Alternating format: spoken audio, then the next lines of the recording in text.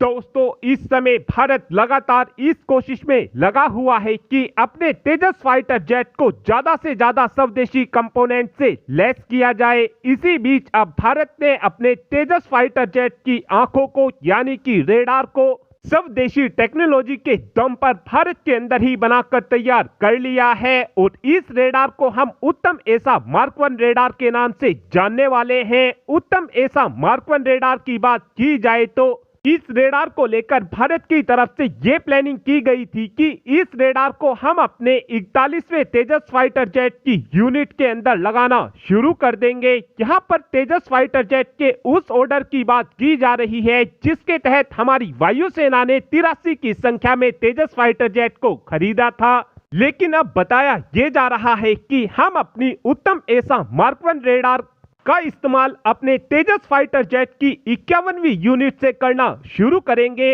और हाल ही में ही डीआरडीओ की तरफ से बताया गया है कि हमने अपनी उत्तम एसा मार्क 1 रेडार की फाइनल कॉन्फ़िगरेशन को फिक्स कर दिया है। अब इस रेडार के अंदर और कोई बदलाव नहीं किए जाएंगे। इस रेडार के लेट होने के पीछे इस समय कारण यह बताया जा रहा है कि डीआरडीओ ने इस रेडार के अंदर कुछ मेजर चेंजेस किए हैं, जिसके बाद अब इस रेडार की परफॉर्मेंस पहले उत्तम एसा रेडार के मुकाबले ज्यादा बेहतर हो गई है। पहले जो उत्तम एसा मार्क 1 रेडार को बनाकर तैयार किया गया था, इस रेडार के अंदर 720 से 780 की संख्या में टीआर मॉड्यूल का इस्तेमाल किया गया था। लेकिन अब इन चेंजेस के बाद हमारी उत्तम एसा रेडार के अंदर 980 की संख्या में टीआर मॉड्यूल का इस्तेमाल किया गया है और ये हमारी नई उत्तम एसा रेडार हमारे तेजस मार्क 1 ए फाइटर जेट की परफॉर्मेंस को पहले के मुकाबले काफी ज्यादा बेहतर कर देगी। जैसे अब हमारे तेजस मार्क 1 ए फाइटर जेट की रेंज काफी ज्यादा बेहतर हो जाएगी